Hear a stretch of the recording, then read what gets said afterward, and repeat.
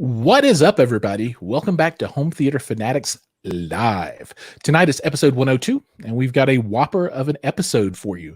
We have a very, very special guest all the way from the wild landscapes of Kaleidescape. That is a escape, right? An escape or some kind of escape.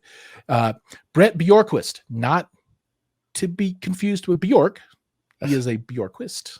Although there might be a relation in there somewhere. I'm not sure. Anyway, Brett, welcome to the show. How are you? Thank you. Doing great, Giles. You know, I didn't bring my swan suit today, so I decided to keep that out. But well, I've got one back here. Similar to Bjork. That's right. We could. I mean, take a break, come back, That's and right. then I can When we go on a commercial break, I'll be sure to swap out for it. But no, great being here, Giles. I obviously we know each other from the various forums, and I get to chat with a lot of your kind of watchers and commenters, and so super happy to be here. Right on. Yeah, and I'm super happy to have you. If folks don't know what Kaleidescape is, I think they're going to know after this for sure, because it is. Let me think about it. Yeah, I think it's my favorite source device right now. And, I've been going through a lot these days, and there are a lot of other devices that are plenty fine, but, Kaleidescape is really kind of that next level. Anyway, before we get into that, let's talk about you. So Brett, tell us a little bit about yourself, and you're working for Kaleidescape today, but before you didn't. But what's your deal, man? Who are you? Sure. Hey, absolutely, man. For the last 6 months or so, I've worked at Kaleidescape. Got recruited in there to help work on dealer engagement. So it means like dealer trainings, consumer trainings. Mm-hmm. Obviously, you see me a lot because that's how we got to know each other. Was answering questions in the various forums and kind of doing the same thing for dealers. But this is my latest and my current gig. About 20 years in the consumer electronics custom install industry. So right on. I actually got a breadth of history there. Yeah. Oh yeah. I got my start working in the stores. So on the West Coast side, we had one called Good Guys, kind of like your tweeters and, and other spots, depending on where regionally you are. Ran stores there, ran custom install there. Got started, I always like to say, programming Philip Pronto remotes and selling Pronto. Oh yeah. Oh man. Mitsubishi Diamond TVs, right? Back in the days of rear projection. Yep. The good times. Wow. Yeah. I remember. Oh yeah. I remember, you saw projection at the time, but I remember the first 42-inch enhanced definition 480p Fujitsu plasmas, to throw way back when. So did that. And then got recruited into the manufacturing side a while ago. Got my CDS my CDS certification, ISF, HAA. So, again, all the letters, visual and acoustics, and and then worked for a variety of companies, worked for Monster way back when, helped launch Beats by Dre, worked with Nokia and a bunch of other companies from that perspective, Adidas and a few other ones that we had some partnerships with. Cool. Worked on some 360 camera technology in the past, and then worked for Logitech, where I headed up CI, so all the Harmony remotes. So, which again tends to be a DIY favorite, since it's the only remote that you can actually program yourself, right? Well, I actually have one in my home theater right now, and one in my living room too. Yeah, absolutely. So very cool. Yeah. So did that, and then before coming into Kaleidescape, I worked at Bowers & Wilkins, where I headed up product development. And new products, so headphones and speakers, and again, working on product development and go to market there. That's cool. Before we jump into the Kaleidescape thing, let's talk a little bit about what you got going on behind you. I mean, my background's pretty boring. It's just a bunch of books, right? Because I love books. But you've got stuff like I see some Beatles and some headphones, and I mean, is there any significance to any of that stuff? There is. So in most all these products, obviously not Abbey Road because I didn't make that that vinyl, but all the other products are all products that I've built, or worked on. So you can see kind of in there from some of the different headphones I've worked on, 360 camera technology, and then even a Harmony remote up there. But the Beatles one is cool. So like I said, people ask every once in a while, why is it there? So when I was at Bowers & Wilkins speakers, 800 D3s, and even before that into the 800s, or what they use for mastering at Abbey Road. And so we were doing a launch out there, and I was out in the UK, and I got fortunate enough to get invited to a private tour of Abbey Road. Oh, cool. And so amazingly cool. I mean, just the history that's in there, Giles, when you start looking at, like, this is literally the room where the Beatles recorded. And, you know, these are the same That's drapes really cool. and everything else. Because they're not even allowed to change stuff, because people want, like, I want to record in the room, you know, that the Beatles. Oh, they wanted to be that same equipment and everything. Same equipment and everything. Wow. It's, you know, they're like, this is the piano that, you know, John Lennon played on, or this is the this and this is the that, and it's like, wow, you know. And then, you know, not only obviously Abbey Road is known for Beatles and Abbey Road, but you know, almost everybody. So Lucas, you know, has recorded Star Wars in there, right? Indiana Jones. I mean, there's just so much history when you go in there, and the walls are lined. Unfortunately, they don't let you take pictures. So that was my souvenir as I came out. I'm like, I got to grab the vinyl on this just so it actually came from Abbey Road Studios. But yeah, it's absolutely amazing. I mean, every major performer, every major, you know, movie, you know, Marvel movies, everything has been recorded there. So it's an amazing amount of history. Yeah, one of these days, I'm definitely going to take a trip, and that's going to be top on the list. Oh, man. If you work your way down there, you let me know, Giles, and I will get you introduced to a few of the people, because they don't actually do too many tours. So I believe it. Everybody in the world would just be stacked up. Well, and because they're always recording, like, they're very sensitive about that, right? So even us, totally. We got to go into certain areas, but they're like, you can't go over here because somebody was actually recording. But yeah, if you make your way out there, let me know. I'll make sure you get an invite. All right, so let's do a couple of introductions here. Got some of the regulars popping in. Mad Piranha, what's up, man? Good to see you. Joey Peacock, the Peacock's in the house. He's representing Indie Audio Labs and all the Acurus and Aragon gear. Who else we got? Nice you, Joey. Kevin Sorkin. He's representing GSG. If you like subwoofers, he is the man. Hi-Fi Haven, Kevin. He is a regular and one of my favorite people, and lives not too terribly far away from me in Colorado. So he gets a thumbs up for that. I'm going to skip some of these questions. We'll come back. Herman's in the house. He's coming straight from Asia, likes to tune in and listen. And, you know, I don't know what time of the world it is there. It's probably early in the morning or maybe mid-morning for him. But we love to see Herman in the house. And he's building a new theater. And hopefully one day he will have Kaleidescape in his theater too. We can all hope, Herman. So you let me know if you got any questions. Double A's in the house. And Harbottle Audio. This is a new player. Well, I guess he's not a new player, but he's making some new products, and he's making these cool carbon fiber speakers. It's like a composite thing, and we're going to have him on the show, and he's going to be able to tell everybody all about it. And I'm just going to hack it up if I talk about it. But it is pretty baller. So I'm glad to see him here as well. Anywho, let's get into Kaleidescape. All right. So pretend like I don't know anything, and that's probably not too far from the truth. And if you're going to tell me what Kaleidescape is, what is it? I mean, what's the deal? Why would anybody want it or care about it?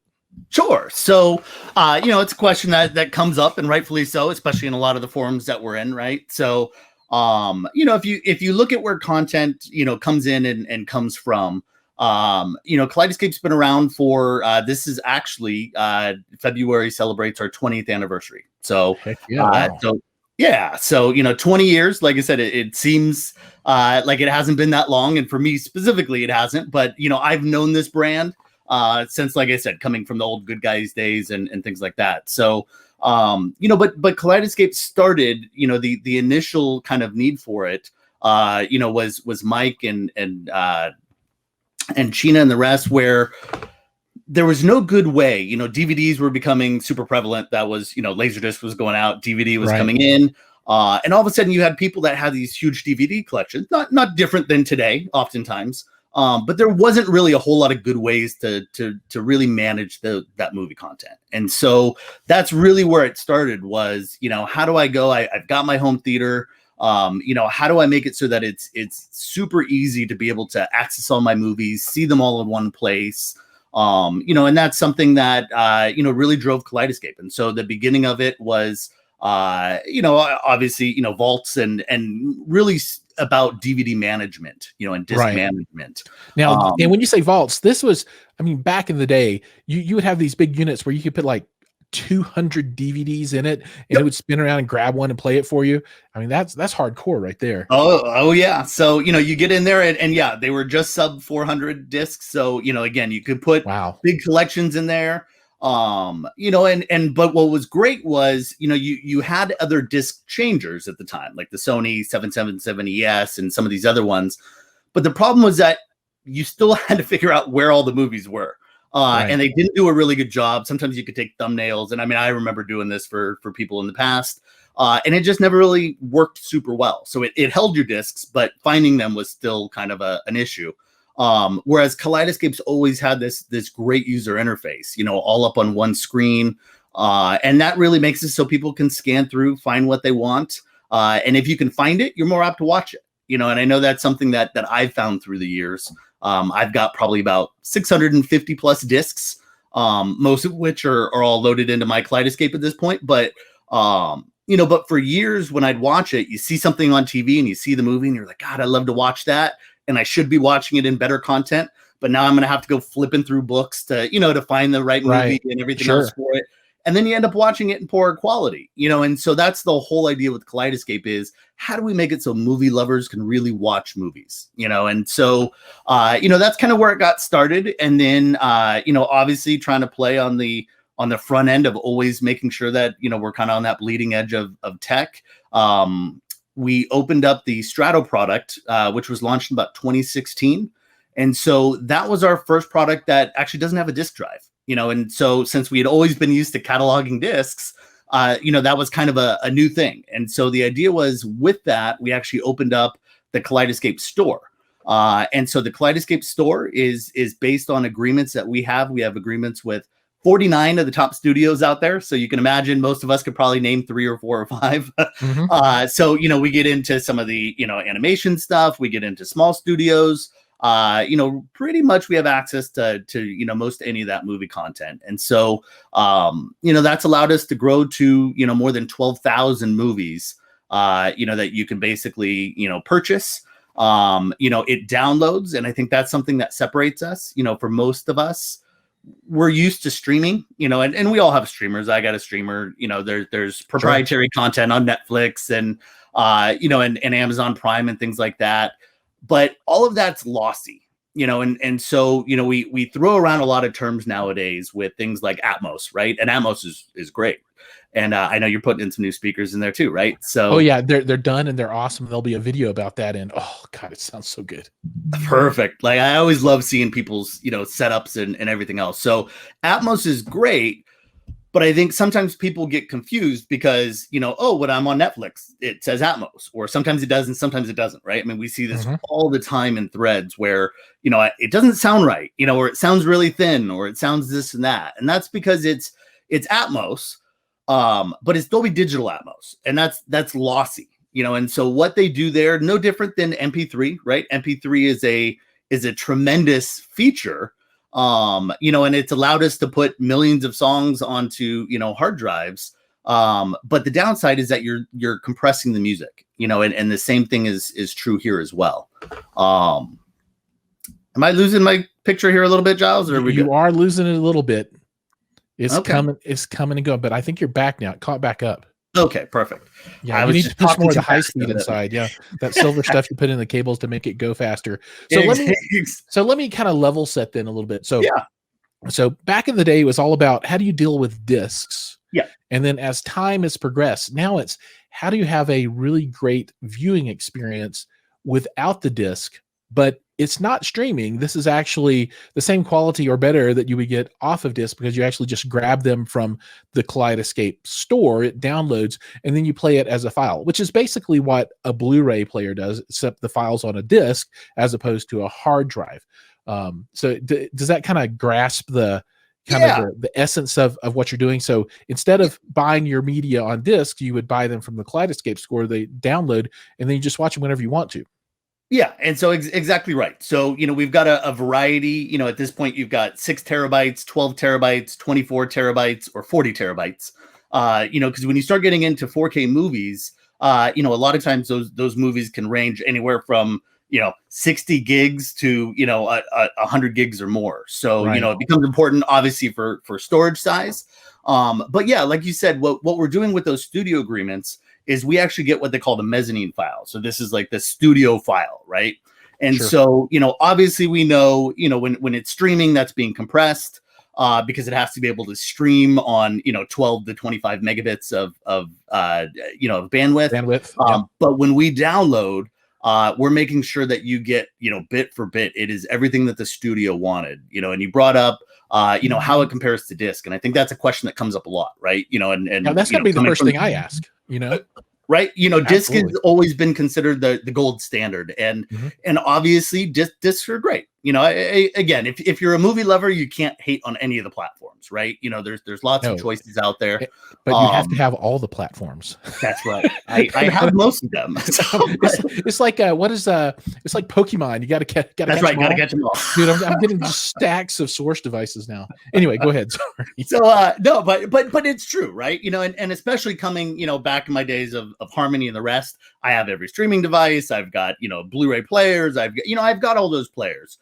But the problem's always been, like I said, just finding the movies. What do I want to watch? You know, when I want to watch it. And unfortunately, if we look at the industry as a whole, most people use streamers because it's more convenient than discs. You know, and that's just what we've seen. Now, it really is convenient. Absolutely. I mean, if I can search for stuff, you know, and so, but obviously as purists, you know, it's come into discs. Well, the difference and the few times, so we'll say a lot of times as good or better, right? And people go, what does that mean? How do you get better than a disc? Well, because we're not just ripping the disc. This is actually coming from the studio. Well, discs have, you know, a 4K Blu-ray disc are either 66 gigs or 100 gigs. Those are generally speaking the two sizes that you have. And a 66 is 2 layers, 100 basically adds a third layer to it. Right. And so a lot of times the manufacturer, for various reasons, will pick a 66 gig disc.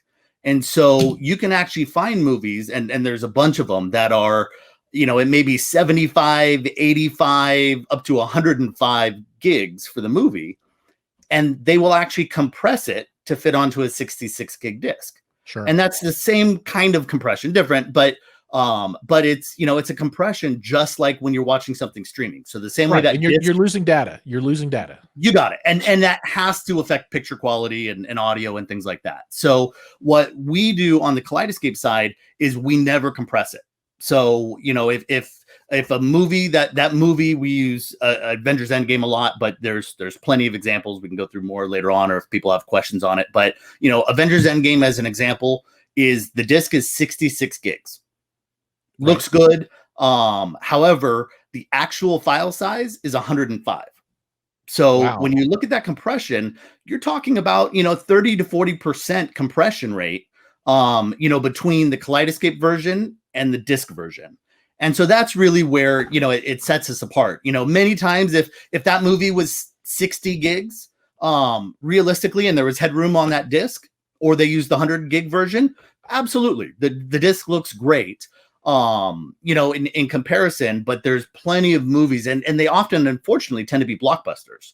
All the Marvel movies, all the latest James Bonds, you know, in the last dozen plus years. You know, there's do you know how big the extended edition of 4K Lord of the Rings movies are? Did those end up being big? Because they took forever to watch. They absolutely take forever to watch. Throw the Hobbit in there as well, and it's even longer. But yeah, no, you know, you get a lot of these movies that are, you know, 90 to 100 gigs. You know, and the Kaleidescape experience, you know, is obviously about making sure it's pristine, full fidelity. All the content that, you know, that you should be getting out of it directly from the studio. And then even let's say, you know, the movie is within the parameters of the disc, obviously you're still getting the benefits of your, you know, multiple hundred, you know, disc collection all in one great user interface, which is really something that I think gets missed sometimes when people are comparing and contrasting, because it's not just about the disc quality, which is obviously, you know, getting that content quality pristine and perfect is absolutely what we want, but it's the overall experience that is oftentimes what makes Kaleidescape people love their Kaleidescape systems. Cool. All right. So just from a end user point of view, the Mhm. experience of Kaleidescape. So, and I'm going to tell people how it works for me. You know, Yeah. I'll be at work, and one of my little guys will call him like, Dad, I want to watch this movie.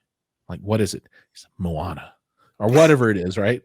And I'm like, well, we don't have that one. He's like, Dad, I got to see it. All my friends have seen it, and I really want to see it really bad. Can we watch it tonight? I'm like, well, but in the past, then I'm like, okay, we're either going to stream it and it's going to be crappy. And Sure. why do I have this awesome theater that I put all this money into? Or then I'm going to Walmart and I'm hoping that they have a disc or Best Buy or whatever. And as everybody knows, there are no discs anywhere. You know, you have to buy everything from Amazon.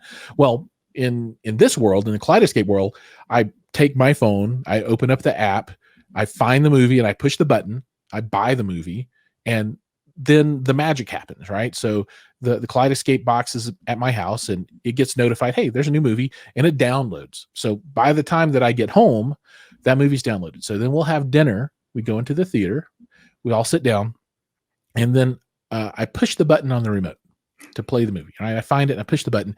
And then this is where my magic doesn't happen yet, but it's going to happen pretty soon as I figure out how to do it. And I know who I can talking to you to help, because then, you know, the box is able to reach out to your home automation system and it'll turn your lights off, you know, it'll do all your stuff and get your room ready, which I think is really, really cool. And then, you know, it'll play the movie. Now, beyond that, and this is kind of more advanced functionality that not everyone would use, but I use the constant image height setup with an anamorphic lens, and it's a fixed lens and it's there all the time. So, you know, when I don't use the Kaleidescape, I always have to fidget with aspect ratio stuff, right? Because I don't have a Lumigen that does everything automatically. So if I'm using some other device, you know, something will be 16:9 or it'll be widescreen, and then I have to go in and change the scaler on the projector, and it's a pain in the butt. Well, Kaleidescape does that all for me. I just tell the system I tell the Kaleidescape what my system is, and then it knows how to scale the content to fit my screen every time. Because you guys, you tag all the movies with aspect ratio information so that as they're played, the player will understand what the content source is. It'll understand what the output needs to be formatted as, and then it'll do that for you, which is really, really cool. I don't know how many people would use that feature, but for me, that took this absolutely to the next level. I mean, it's really cool. And then at the end of the movie, if you've got things set up, it'll then, as the credits roll, it'll dim your lights back up and do all your stuff for you in your room. So it gives you that experience that without some kind of significant effort with some other device where you're programming all this stuff. I mean, you have to put a ton of work into a whole bunch of different pieces otherwise to get that same kind of experience. So did I kind of capture that correctly? I love it. You could have just chatted with yourself tonight, Giles. So sometimes I do. That's right. but I think that's an important part, and it's something that again, not everybody realizes, right? They compare it to a movie. Like, I can play both of them, but again, it's that full experience. So when we look at our content, so we have, I mean, literally almost our entire company are engineers working on software and firmware, and a content team. And so every movie that's in there, we tag the aspect ratio. So just like you were saying, if you have an auto adjusting lens or you have an electric screen mask, we can actually send that hook. So we'll know this movie's in 2.4, this movie's in, 16:9, this movie's whatever it is. We'll actually send that command, and then the control system is basically able to change that around. And then just like you said, oftentimes with the Harmony remote, you could definitely, say watch movie and the lights will go down or go up, and and those things can be done based on pushing a button. Right, the beauty but not of off the metadata of the movie. You got it. And that's something that no control system can do, because they have no idea what movie is being played, right? No streamers, no DVD players. And so again, we tag it just like you said. When the intro credits come in, we can dim the lights down further. When the trailing credits, start up, we can ramp those lights up just a little bit. We have a pause button on there. So if you hit pause, again, that can send a command to change the lighting control. It could drop shades. There's a ton of stuff that you're able to do to help take that theater to the next level and make you feel like you're in a commercial cinema, Right. It's in your the own whole cinema. experience, the whole deal. Exactly right. Are you familiar with the, I think it's an SI screen called the Transformer. Have you heard of that one? Are you familiar? So it's constant image height, but Yep. it does the But massing the horizontal automatically. bars will come in. Yeah. Yep. Yeah. So it moves this in and out. That's my dream screen. And I want it to automatically be able to pull into 16:9 content, and getting that set up, if I can ever get my hands on that screen with the Kaleidescape. Oh man, that's the one.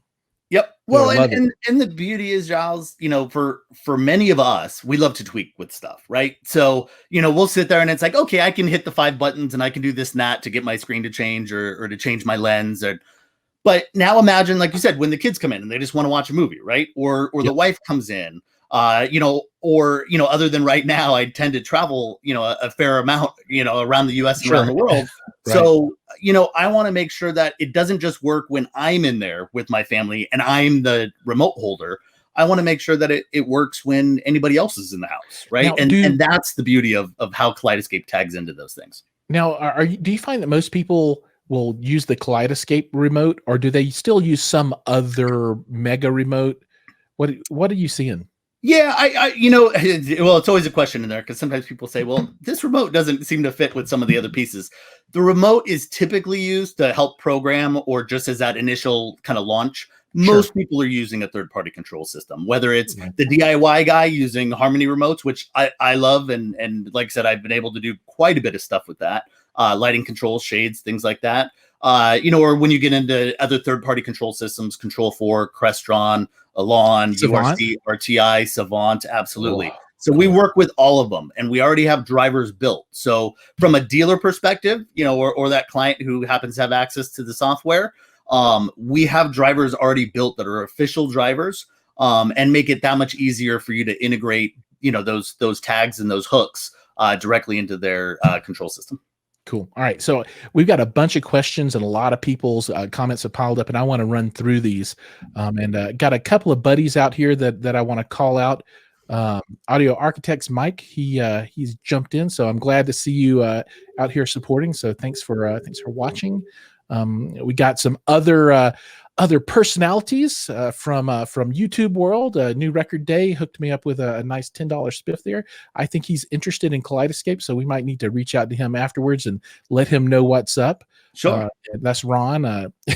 And so this is kind of funny. So I was just watching I was watching one of his live streams the other day, and he was talking about who can be a speaker reviewer, because Ron, he understands 2-channel world in a way that I don't know that I'll ever be able to grasp, although I'm trying to learn. And while he can put things in very simple terminology, he can also use the big words. There you go. So when we talk about this, we should audio file this up a little bit and talk about the transient response of the soundstage created by, I don't know, I can't do it. It's kind of got a nutty sound to it. It's got a flavor when you listen. But Ron, I just watch Ron stuff and just listen to him talk about the speakers, and he can make it feel real in a way with the words. Sure. So it's really cool. So I'm happy to have him out there watching. But let's move into some of these questions. Matt Prana says he hopes to learn something new tonight. I hope so too. Hopefully this is informational for everybody out there. And so Herman says, I want one. Does it work in China? So that's always the thing. Can you use these internationally outside of the US? Sure. So the answer is that the studios are based on country or region, right? No different than as you if you can think through discs, and players in the same kind of region coding. So Kaleidescape has studio agreements, like I said, with those 49 studios for the US, and then we have studio agreements for Canada, and then we have studio agreements for the UK. And those are the 3 major countries, let's say, that we have multitudes of studio agreements with. At the same time, for some people, they have, homes in multiple places. There are ways to be able to look at that. We don't specifically, Herman, have an agreement with, all the studios in China. But again, I'm always happy to answer questions or look into specific details, to see, what, if any, options there are. But typically, we're talking US, Canada, and UK. Now, if just say I lived in China and I just wanted American studio movies, and I bought a unit, plugged it up in China, do you guys do like geodetection and say, oh, this person's coming from China, we can't sell them any movies? So then I have to figure out how to use a VPN and make it look like I'm coming from Cleveland. And so, I mean, I guess we probably shouldn't talk about that. I'm not touching that topic there, Giles. But yeah, okay. All right. But yes, the idea. So we're not checking IP every time you log it on or anything like that. But yes, they're generally speaking, because you're buying movies, you would obviously need a US based credit card. Let's talk US. You would need a US based credit card, to be able to set that up. Right. But yes. So as far as I'm concerned in the Giles, it is the US, it is Canada, and it is the UK. And that's the end of it. And that's the end of it. Although we do have, there is a good program, a fairly large percentage, probably a quarter or more of our business is in what we call marine, which are really yachts, and super yachts. And so, that's one of those areas where, again, they pour a super yacht. That's right. I'll take one, please. That's where we'll do it the next show, Giles. He's like, yachts, but then you had to call it and super yachts. That's right, and the mega yachts, and the but it's a great place because for if you're out on the water, you obviously you can't stream a lot of the time, right? And you can't get signals, so you can't stream, and they want it to be easy. So for a lot of those people, they'll set up something like, let's say, a Terra, and then that Terra can distribute. The Terra is just a big storage pool, right? Yeah. So those are our 24 and 40 terabyte versions, and it's basically a server.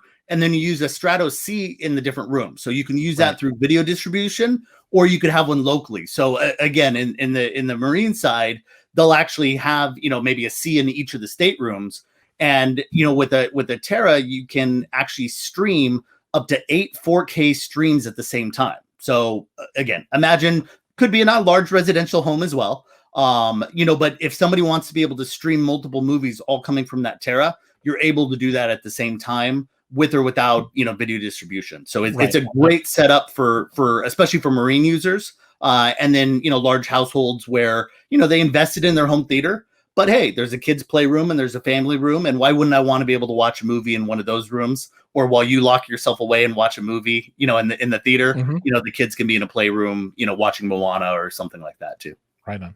Cool. HBO, what's the deal? So HBO, I know it's the bummer one, right? Yeah. Obviously, we're always trying to work with more and more studios. So, from our perspective, we want all the content in the world. So, we continue to work with the studios and hopefully that will come across at some point. Especially I think as movies have gone, most recently to HBO Max, which is an interesting topic as well. We talked a little bit about that last week. Yeah. Yeah. So right now, HBO is not on the list.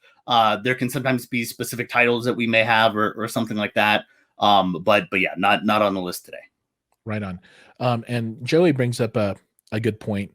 How many of the AFI top 100 movies are in Kscape as compared to other services? This one feels like it's a loaded question. I love you, Joey. So this is a he's throwing the softball up and you're ready to hit it out of the park, right? That's right. So typically, you're in the mid 90s. So you're about 92 to 94 of the top AFI, top 100 movies are on Kaleidescape. That's pretty much almost everything that's available out there and that has been offered on streaming services. I mean, it's like a dozen. I mean, it's super low in there. And that content's obviously constantly moving on and off and things like that. So especially if you are considered a cinephile, or you love old movies, or you love just watching and understanding the history of movies. I know my daughter's 15 and I start watching through all the different sagas and really trying to get her to understand, because the movies that you're watching today often, reference back, 10, 15, 20 years. And so, totally. Your kids don't understand where the reference comes into. So, no, Joey, it's the largest collection pretty much anywhere. And then I'm going to take that to go into another great way to look at it. So we have If we look, I told you, 12,000 movies, plus it's growing every day. But of that, we've got about 1,200 of those movies are in 4K. And what's cool with that is that about 400 of those movies. So, again, we're talking about 30 to 40%, depending on the day, I guess. But 30 to 40% of the movies that we have in 4K have never been made available even on disc in 4K. Wow. So the only way to get them is on Kaleidescape. And unfortunately, like I said, I don't hate on any of the technologies out there. So, people have disc collections. I want people to enjoy however they're enjoying it. But the reality is we're seeing that content slowly, dry out. New stuff gets put on 4K, but they're not putting as much old stuff on 4K. And so I think that's going to continue to grow. Meanwhile, we're constantly talking with the studios saying we want this favorite and this favorite and this favorite and this favorite.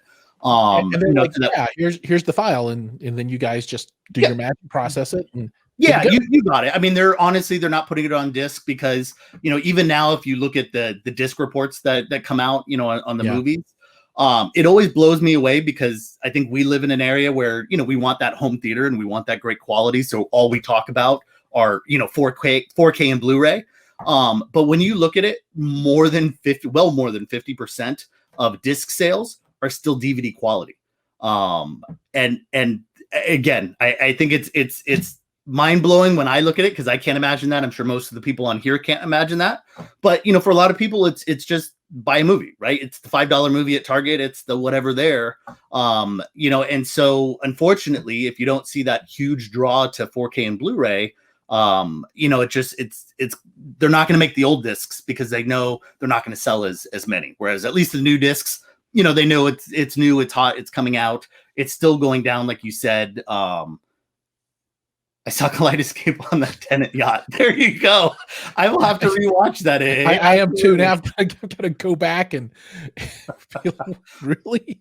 That will have to be my background in one of these things for my Zoom meetings in there. So right on. So Steve-O 124, not 123. That's right. This one, he's the better 124 version. He loves the rental feature, which is, I think we should talk about that for a couple of minutes at least, because that's new. And then he says, but why are movies currently offered on streaming services such as Fandango now not available or delayed? Sure. So, and Steve, good to see you. I recognize the picture. So although I don't know you by that handle, I know you in some of the groups. So good to chat with you. So yes, the new rental feature. So obviously we've been talking about purchasing, and being able to buy movies. But about 2 weeks ago, we actually just launched a rental feature.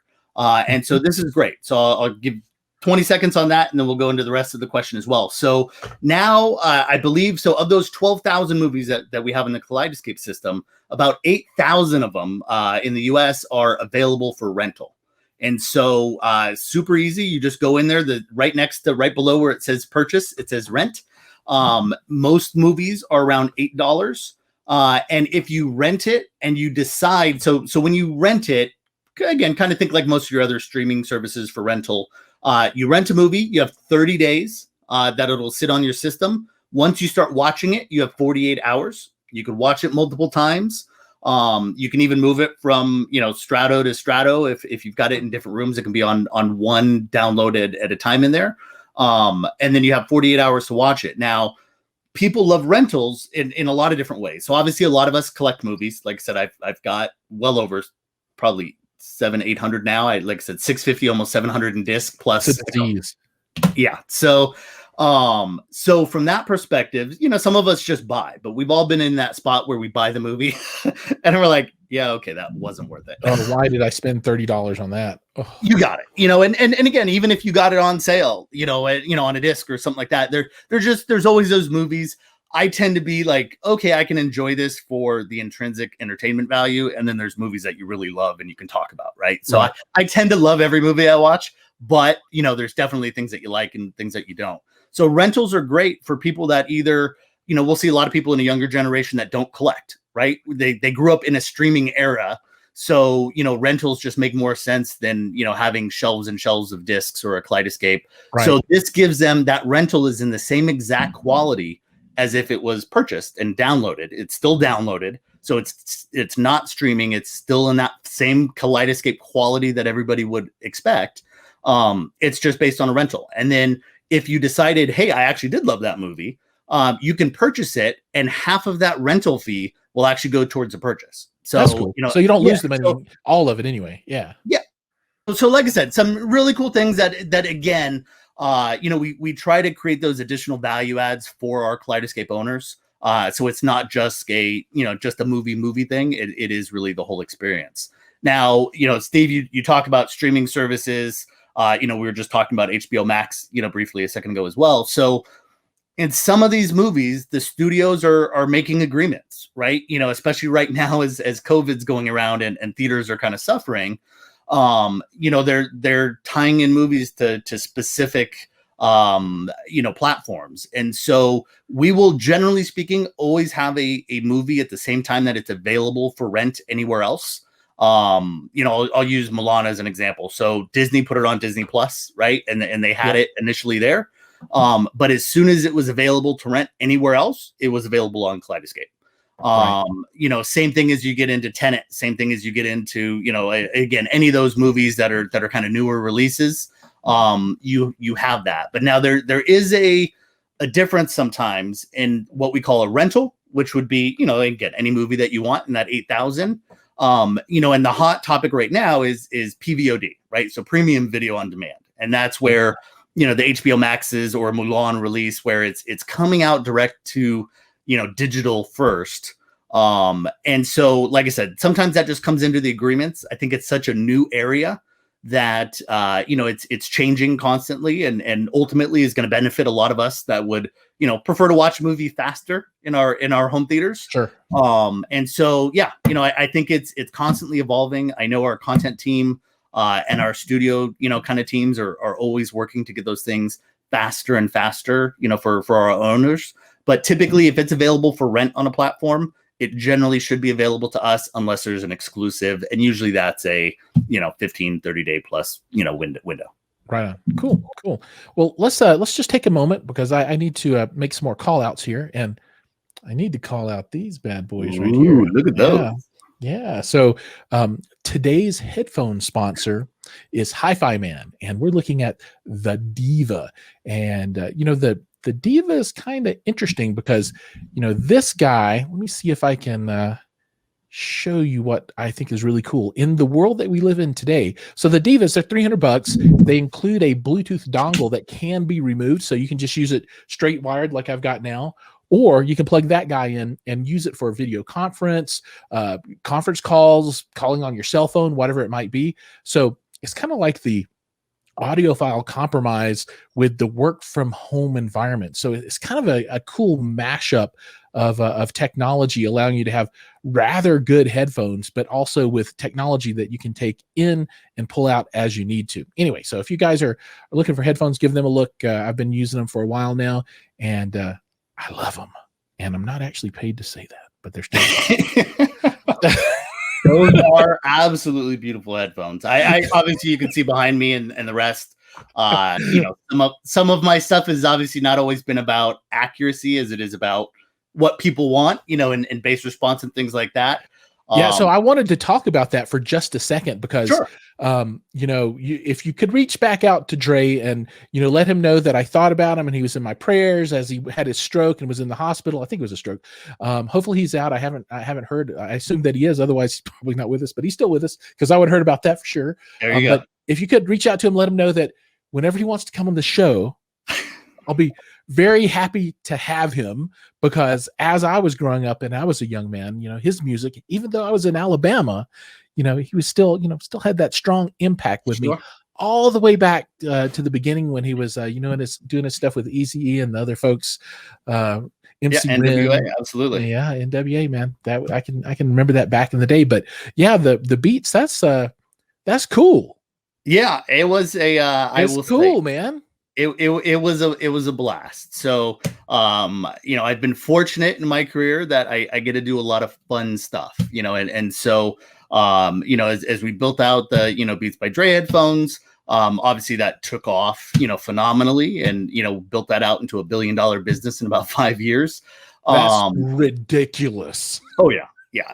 Well, and it's interesting because, I always look at these things, and this is where I come in, it's slightly different from a, be it home theater, 2-channel, however we want to look at it, headphones, in that, we want people to be able to use it. And I think, if we look at 2-channel audio, which I've always loved and, used to sell and still have, in my house, because I love listening to music, but people weren't listening to it as much, right? But the alternative was, if you go reaching way back, was, that little white earbuds, which meant that you were cool when the, little white shoestrings coming down, right? Yep. And so, because it meant that you had the first, iPods, and everybody was so concerned in the beginning that, MP3 was the, the death of audio. Thankfully because it's not. Everybody, for the folks that still worry about that, it's not the death. That's right. It's not. It's still, I'm sure there's a podcast that talks about that, but the reality is people were actually listening to music more than they ever had, because it used to be harder to collect, right? I need my Discman, right? We all grew up, we're in that, I had my Discman, and you run around with your little, my wife still has a Discman, and she listens to it on her desk. So she opens it up and puts her CD in, closes it, and then puts on her little crappy earbuds. Although we've got awesome stuff she could use, but that's how she wants it. And so, but yeah, what I always loved about it was, for the people that have kind of said, oh, accuracy, and there's no debate, accuracy wise, Dre sucks and all these pieces. The reality is it got more people listening to good headphones. People wanted the free stuff. And then people started stepping up into, again, what was a $200-$300 headphone, which again, by most means are not that expensive in comparison to, a Hi-Fi Man or some of these other pieces. Yeah, I like the Sysvara, which are 6K, which I really want.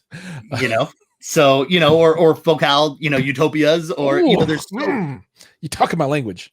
There we go. So, but when you start looking at all those pieces to it, the idea is to get people interested in audio, right? Using it more and more, and I always say the same thing when you get into like, the Sonos words and all this and that, and people will slam on it. And is there more accurate stuff, or the better and bigger amplifiers and things like that? No debate. However, if it gets people listening to music, that's really what it's about, right? If it gets people watching movies, and that's why, like I said, having all these platforms and all these choices is always great. We want more people enjoying home theater, understanding the benefits. And then what happens is, you go from your beat solos or whatever else. And then as you grow up, I'll show you what I use typically. So, these are so this is when I was at Bowers, this is what we were launching. So, you get into these and they sound great, and they sound great wired. They sound great wireless. This starts getting into where, solutions like Tidal and Rune, and that's what I love about all this stuff, is that, everybody starts at a different place. And we'll watch people in the home theater groups that will, oh, well, you need to spend this much money, or I don't like this brand, or I don't like that brand. And I'm like, nah, it's just about getting people passionate about, their home theaters, and about audio and about video, and then they'll grow with whatever they can, afford to buy, and so that's where I always love this stuff. But yeah, I got to travel all over. We did stuff with Adidas, we did stuff with AMG, so I got to tour the factory, and that's cool right there. Yeah. Oh, that's cool. I actually got to tour the factory for Bentley when I was in the UK. So I don't know that they would even let me in. They're like, no, sir. They're like, sorry, we don't allow your kind in here. That's right. Where's your platinum card? If you don't have a platinum card, you can't come in. You're from Alabama, you don't count. But yeah, no, it's been a blast, and and I always love doing it, and it's kept me in an industry that I love, and that's why I always tend to hang out in the forums or chatting in places like this, just because I want other people that are just as passionate about it, or want to learn something about it. To be able to know what all their options are, and then whatever they want or whatever they can afford at that time is great, and then as you grow, again, products like Kaleidescape are, amazing from that perspective. Yep. And so just to flog on the Beats one more time, absolutely. I have a very clear memory, and this has got to be right when Beats were coming out. I remember I boarded an airplane, and I sat down, and I had my iPhone, and I put in my little earbuds, and I plugged them in, and I was sitting there, and they sound like crap. And this dude walks in and he's got this pair of huge headphones around his neck. Yeah. And then he sits down in front of me and he puts them on, and I'm like, I wish I had those right now. I really wish I had those, because I guarantee you, whatever they are, they got to sound better than this. But yeah, I have a very clear memory of that, being jealous. Yeah. Yeah, so, no, it's like I said, it was an amazing time for, you know, being able to do that. It's, you know, again, it's great quality product for all the people that like it, and you know, it's tuned to no different than anything else, right? You know, we could be talking Bowers and Wilkins speakers, and one person's going to say it's perfect, and somebody else is going to, you know, subjectively say it's too warm, and the next guy's going to say it's too cool, and you know, it just depends on what we all like. But you know, obviously there is a want for it, and I think the biggest piece is having something that got people out of the, you know, the free earbuds, which don't sound good for anybody, you know, frankly. Agreed. All right. Now it is time to change gears. Okay. We are going to take a stroll down movie lane.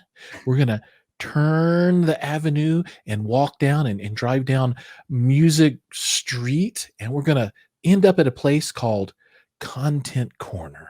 This is where we talk about the content that we're consuming and that we love. And if anybody can tell me the television show that is really ripped off from, that'd be really cool. So if you can tell me where I ripped off that whole concept of how they do that, you'll get double gold stars. And if you don't guess, I'll tell you later. But that whole thing is ripped off. Anyway, so today, you know, I want to point out a couple of different things that I'm listening to and watching. I plan to watch on HBO Max, because this is the only place I can get it right now, and I'm not going to a theater.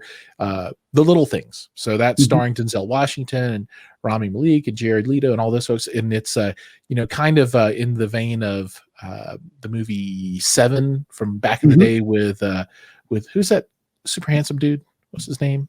Brad Pitt. Yeah, I should be able to call that out more quickly, because people confuse me with him so often.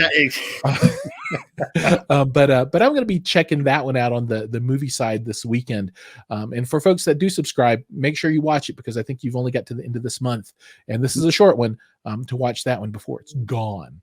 Now, on the music side of the house, this is crazy, because I was listening to an old CD, and I actually have it ripped. And it's the band is Cake, and the CD is Fashion Nugget, and it's 25 years old now. What? And you know, the Going the Distance, I think, is probably the most popular or well-known song, but there's one on there called Daria that I like quite a bit. Daria. Anyway, you have to, if you guys don't know that one, check it out. And then the last thing I'm going to call out is of stuff that you should be watching if you're not, is WandaVision. Yes. And I think the first 5 episodes are out about WandaVision, and I'm trying to keep this spoiler free. But man, it's you know, at the beginning you're like, what's going on? This is stupid. But by the time you get to episode 5, you're all like, oh, no, they didn't. So I watched episode 5 and I was like, oh, no, they didn't, because they did. Yeah. No. But this is where studios collide. Sony and the MCU universe have collided, and things are blowing up. And yeah. So have you watched it? Oh yeah, absolutely. So, you know, it's interesting because, you know, I'll watch it. So with WandaVision, you know, I sit down and I've got my wife, my daughter in there, and my daughter's a big Marvel fan and, you know, MCU fan. So, you know, she loves all of that. But when it started out, and I'll keep it spoiler free as well, but like you said, you know, and you can see it in the post for a lot of people, you know, you're going back a few weeks now. You know, it starts a little slow. It starts a little different, right? You know, and it's not your classic Marvel action type thing. You know, but yeah, it's a slow burn that gets you into it. And then as you start getting later on, you start understanding the beginning, you know, and episode 4 and then episode 5. Yeah. 4 and 5 really opened it up. Yeah. Oh, I mean, again, I'll keep the spoilers out, but absolutely watch it, you guys. You got to watch it. You know, it throws in so many different things that, yeah, you know, you're just kind of waiting to see what happens next and how does this collide, and not just movies or, you know, not just the TV versions, but then how does this start infiltrating the MCU from the movie side, you know, for big. phase 4. Is this, would you consider this almost a retcon in some ways? Because Yeah. this is kind of stepping some stuff back and like organizing things together. I'm going too far already, but yeah, if you're not watching this and you like the Marvel Cinematic Universe and the Sony X-Men universe, you got to watch these, and you got to. I will agree that. So Mad Piranha said, WandaVision's kind of whack, and I thought it was kind of whack the first couple of episodes. I'm like, I don't know, this is just kind of cutesy, and I knew there had to be some reason they were doing what they were doing, and it makes sense now. It might be a little too kitsch. I don't know what the right word is, but that 4 and 5 made all the difference. And then at the end of episode 5, you're all like, but then it's not like, just for the television show. It's like, in real life, because you're like, what happened to that? What about the actor, the person?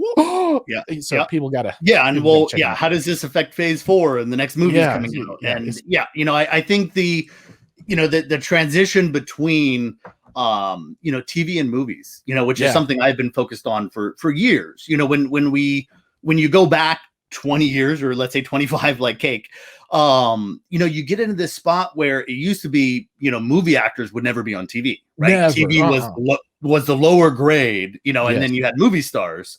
And I always remember, looking back kind of similarly when we look, is 24, right? 24 is what flipped the switch to me. Absolutely. It made a big difference.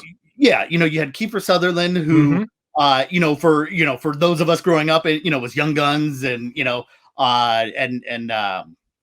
Lost Boys. And, just so many great movies that we saw, and he was the movie, star.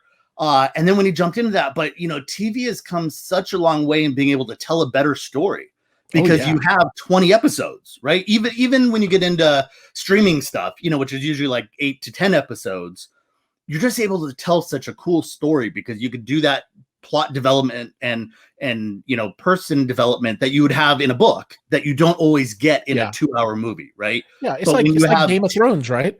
Oh, absolutely. Don't think about the last season. Although so it's it's one of those things where I think TV and movies have just they've blended a lot more, and you're seeing a lot more of those movie actors going into TV. You're seeing TV actors going into movies. Where it's like, hey, I saw them on this, or so someone famous said, you don't want to be here, you want to be here. That's right. See, I'm trying to do voices now, and I'm trying to turn this into a variety show. But okay, so that's kind of the things on my mind. Anything you want to call out for folks that's hot and new, or good and old for you that you're consuming these days that you think they should also take a look at? Well, it's funny. I'll say, you mentioned, Cake and Go in the Distance, which obviously, again, is one of their better known. They've actually got quite a few good songs out there. Yeah. Through the years and multiple discs, but that sits in my rotation when I get up in the morning. So, really, I've got 10 zones of distributed audio, so discrete audio through the house, and so and I've got a speaker in my bathroom, right? So like when I get up in the morning, I need something to get me going. And I use that one a lot. And then I also use it. So it'll be in my Spotify or my Tidal mix. So when I'm in my car, so I like to go on the track. So I'll be at Laguna Seca and I'll be in my car, and then you got to do, you got to play Go in the Distance, as you get ready to jump onto the tracks. Absolutely. That's awesome. I love it. So, but WandaVision, I watched, Tenet, which is always, you got to watch it a couple times in there. You need to watch at least 2, probably 3. Yes. Yeah, that's right. At the end, at the beginning, you're like, okay, I can get it. And then at the end, you're all like, oh God, I got it. Yeah. Yeah. Now I got to go back and rewatch that again. Beauty is I own it on Kaleidescape. I can watch it whenever I want. That's right. So yeah, but yeah, no, a lot of great content in there. And then even some throwbacks to stuff, as my daughter gets older, then we're, watching other content. So I'm trying to think of what else I've been watching, but that's been about it. I've been deep into working and building out some trainings and and chatting in the chat rooms and stuff cool. like that. And doing shows like this. Yeah. That's right. You know, again, happy to spend my evenings like this. So right on. Well, before we move on to the next section, I do want to call out the sponsor for today's episode. So today's episode is brought to you by GSG Audio. GSG is your one-stop shop for everything DIY subwoofer related. From flat packs to drivers to amplifiers, GSG has your DIY bills covered. Did that sound pro? I mean, I loved it. That sounded great. Was that good? Yeah. So, you know, I guess it's like the hair club. I'm not only a president, but I'm also a member or whatever. I don't know. But, you know, I want to show this Chrome tab. So, you know, half of my subwoofers in my theater are GSG. And for folks that don't know them, I think they do because Kevin's on here all the time. And I can't imagine that anybody that's live with us today hasn't heard of them, but there might be a few people out there that haven't. If you want to build a subwoofer and you don't want to buy a table saw, these are the people that you need to talk to because they build, I kind of call them the IKEA of subwoofers. And I know that sounds horrible, but it's also brilliant. Yeah. So, you know, they do all the hard cutting for you. And then you do the assembly and the finish and choose your driver and your amplifier. So you make it your own, but you don't have to be like a professional woodworker to get to the good stuff. So anyway, if anybody out there is thinking about subs and you want the best bang for the buck that you can get, this is something that I would recommend that you take a look at. So I don't know. I kind of like it. All right. Now, couple of things before we wrap tonight. We're a little bit over, but I do want to call out, you know, projects that are upcoming. And one thing that I'm going to work on, and I have to say thanks to Mike for giving me the push to do this, is the Raspberry Pi is a great engine for a streaming device, but I kind of hate the little boxes that they come in. So I'm going to take a 7-inch touchscreen display and put in a Smart to Pi Touch 2 box, slap that Pi on the back, load it up with Lumio, and see if I can make something that, you know, kind of gives me a better look, maybe some album art and that kind of thing when I use it, and make it look a little more pro than typically what you see when people build with the little tiny Raspberry Pi boxes. Of course, I'll use external DAC. We'll talk all about it. And I'm also going to try and film that I might even do it as a live stream video as I build it, and then edit it into a video later, but just actually live stream the build. I don't know. If anybody has any thoughts about that, let me know. But that's that video will be coming out. And then this Friday's upcoming video is going to be my center channel install, where I install a Stark Sound IWH3 center channel, and you get to see me sweat a little bit as I'm cutting my drywall, and I'm worried about what's going to be back there. And then you get to see the surprise reveal of what was behind the piece of drywall when I take it off, and I was all like, oh, that's back there. All right. So that video is coming up this Friday, and I'll be happy to share that with everybody. Next week on the show, we're going to have Indie Audio Labs, which is Acurus and Aragon, and they actually produce the processor that I use, and I absolutely love it. I don't know exactly who's going to be representing those folks on the episode, but we will have Indie Audio Labs with us, and I always have a good time talking with anybody from there. So I think that is going to close the show tonight. Brett, thank you so much for your time. I mean, I felt like I knew before what Kaleidescape was all about, but even though I'm an owner now, I really know what's going on. So thank you for coming on with us. Oh, absolutely. More than happy to. And, you know, for you, and obviously, you know, for anybody else in here, you know, feel free to reach out. You know, I'm always happy to answer questions. You know, it's one of those things that, again, it's a great investment, you know, and there's a huge value to it. You know, but again, it's not a $200 throwaway piece. So, you know, I always want to make sure that people fully understand what they're buying and that they understand all the value of it, because, you know, again, things like demo scripts, and there's always a lot of really cool features, you know, that we have in there that, you know, we want people to make the most out of and squeeze every bit of value out of, you know, out of their Kaleidescape units. And that's why Kaleidescape owners love it so much. So any questions that come in there, you're always welcome to reach out to me. I am often in Home Theater Fanatics, you know, forum. So I'm definitely in there. I'm also in the Kaleidescape Fanatics forum, which is a newer group that Giles has created as well. Absolutely. I'm fanatical about it at this point. So it had, you know, if it's got the word fanatic, Giles probably owns it from a from a forum perspective. So any of you guys that want to reach out, everybody that knows me in there that's chatted with me knows I'm always happy to answer questions. I'm in there very frequently, and yeah, appreciate you for having me on, Giles, and everybody else for listening to me ramble. Absolutely. So if you, and I'm looking at you, whoever you are out there watching right now, if you've not yet subscribed, please go ahead and hit that subscribe button. A like and a comment would be appreciated as well. But just having you here is the most important thing. Thank you so much to everybody that's viewed today. I do this so that I can hang out with my buddies and talk about cool things. And, all of you are part of my big hi-fi family. So I really appreciate everyone jumping in and viewing the show. And with that, I think we'll finish up for the night. And as always, I'll see you guys in the next video. Absolutely. Have a great night, everybody. Take care.